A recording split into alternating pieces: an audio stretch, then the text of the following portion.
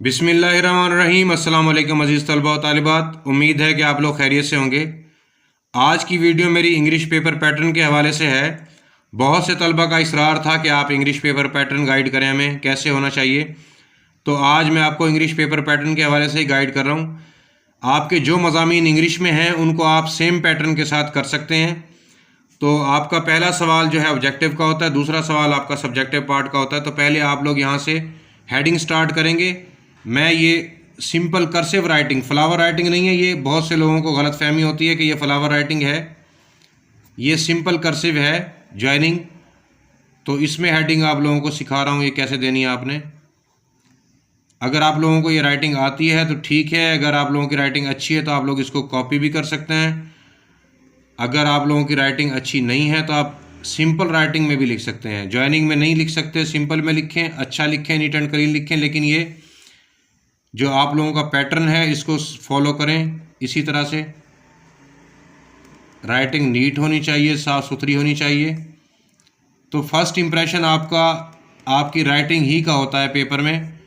पढ़ने वाला बाद में पढ़ता है कि आपने लिखा क्या है। सबसे पहले देखा जाता है आप लोगों का हेडिंग देना और पेपर कैसा आपने किया है, नीट एंड क्लीन है, हेडिंग्स कैसी हैं। तो ये चीज़ें काउंट की जाती हैं। सब्जेक्टिव पार्ट यहाँ पर मैं 2 हिस्सों में लिख रहा हूँ।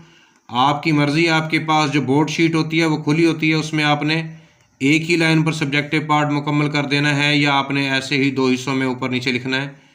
क्योंकि प्रेजेंटेशन है, जितना खूबसूरत आप खुद करेंगे उतना ही होगा। तो ये खूबसूरती आप लोगों ने खुद मैनेज करनी है। मैं आप लोगों को तरीका बता रहा हूँ। सब्जेक्टिव पार्ट लिखेंगे, उसके बाद आप लोगों ने नीचे क्वेश्चन नंबर मेंशन करना है। इसमें आप साइज़ छोटा कर लेंगे ताकि हरूफ तमाम के तमाम आपके लाइन पर प्रॉपर आएँ। इसमें क्यू भी स्टाइलिश है, कर्सिव लेटर का है। अगर आप लोगों को ये नहीं आता आप सिंपल क्यू लिख सकते हैं।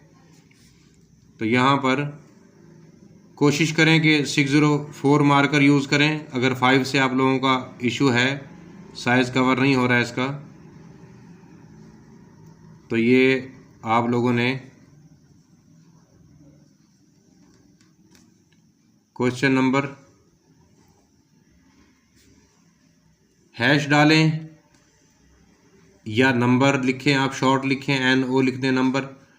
तो यहाँ पर आपने अमूमन ये क्वेश्चन नंबर 2 ही होता है अगर आप शॉर्ट क्वेश्चंस कर रहे हैं स्टार्ट में इसके। अगर आप कोई और सवाल जो है वो चूज़ करना चाहते हैं तो आप उसी का नंबर डालेंगे। ये नहीं होगा सवाल नंबर 3 पहले किया है तो आपने सवाल नंबर 2 लिख दिया है। अब नीचे देखें, अब आप हेडिंग देंगे शॉर्ट क्वेश्चंस की। तो यहाँ पर आपने छोटा साइज़ रखना है उसका, ताकि आप लोग प्रॉपर मार्कर के साथ उसको हेडिंग को अच्छा करके लिख पाएँ। ये ना हो कि बहुत बड़ा बड़ा लिखें और ज़्यादा लाइनें वेस्ट करें। एक एक लाइन बोर्ड में कीमती होती है, एक एक शीट कीमती होती है। तो आप यहाँ पर शॉर्ट क्वेश्चंस लिखेंगे। क्यू आप लोग छोटा भी लिख सकते हैं, स्टाइलिश है तो बड़ा भी लिख सकते हैं। हेडिंग में कोई इशू नहीं होता इस चीज़ का। इसमें इस तरह की कोई लंबी हेडिंग चूज़ ना करें जो आपकी मार्जिन लाइन से भी बाहर चली जाए। शॉर्ट क्वेश्चंस है तो आपने ये देखें मार्जिन लाइन से ये बाहर चली गई हेडिंग। लेकिन यहाँ पर इशू नहीं है क्योंकि आप लोगों को बोर्ड की जो शीट मिलेगी वो ब्रॉड शीट होगी, यहाँ पर इस तरह की नहीं होगी। तो शॉर्ट क्वेश्चंस की हेडिंग देनी है, मिड में देनी है, सेंटर में हेडिंग्स देनी है। जितनी मैंने अभी ये समझाई हैं सब सेंटर वाली हेडिंग्स हैं। इसके बाद आप लोगों ने पॉइंट देना है सवाल का पॉइंट, उसे रोमन में दें या इंग्लिश में दें नंबर में। आप छोटी सी ब्रैकेट बनाएं, ऐसी बनाएं कि जिसमें छोटा सा पैटर्न बनाएं। ये इस तरह की बबल्स बनाएं यहाँ पर, जिसमें ज़्यादा टाइम वेस्ट ना हो। नीट करके एक लाइन छोड़नी होती है। उसके बाद आप लोगों ने यहाँ पर आंसर लिखना है, आंसर की हेडिंग देनी है। आंस लिखें या आंसर मुकम्मल लिखें, आपकी मर्ज़ी है। तो टाइम अगर आप लोगों ने मैनेज करना है तो यहाँ पर आंस ही लिखें और यहाँ फुल स्टॉप दे दें। अब आप लोगों ने पेन की राइटिंग यहाँ से स्टार्ट करनी है, इधर से।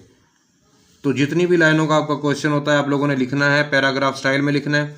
उसके बाद फिर यहाँ पर एंड हो जाता है सवाल, तो दूसरा सवाल आपने लाइन छोड़कर मार करके हेडिंग देनी है। यहाँ पर सवाल नंबर 2, ये रोमन में मैं नंबर्स लिख रहा हूँ, वैसे ही आपने इसको लिखना है।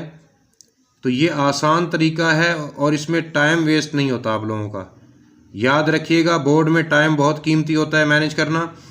आपको नंबर के बाद सवाल लिखने की ज़रूरत नहीं है, चेकर ने नंबर के अकॉर्डिंग आपका आंसर चेक करना होता है। ये ना हो कि नंबर 1 लिखा हो, आंसर दूसरे सवाल का हो लिखा हुआ, तो आपने उसके मुताबिक ही लिखना है। बाकी सवाल लिखना ज़रूरी नहीं है बोर्ड में, ये आपका टाइम भी बच जाता है इस चीज़ से और आपकी शीट भी बचती है। दोनों चीज़ों को मैनेज करना है, अपने टाइम को भी और अपनी शीट्स को भी। तो यहाँ पर सवाल नंबर 2 की हेडिंग देंगे, उसका भी वैसे ही आपने यहाँ पर लिखना है आंसर, ठीक है, उसको आंसर लिखना है, इसको फुल स्टॉप के बाद। तो ये भी आपने पेन की राइटिंग नीचे से स्टार्ट करनी है। अगर आंसर आपका किसी शॉर्ट हेडिंग से शुरू हो रहा है या नंबर से शुरू हो रहा है तो आंसर की हेडिंग सेंटर में देंगे, वो हेडिंग साइड पर देंगे आंसर की जगह, और फिर पेन की राइटिंग वैसे ही शुरू करेंगे। तो ये आपका शॉर्ट का पैटर्न है। चैनल से जुड़े रहिएगा, चैनल को सब्सक्राइब कर लें ताकि इसके बाद में आप लोगों को लॉन्ग का और बाकी पैटर्न इंग्लिश का समझा रहा हूँ। नेक्स्ट वीडियो इसकी देखने के लिए चैनल को सब्सक्राइब ज़रूर कर लें। दुआओं में याद रखिएगा। अल्लाह हाफिज़।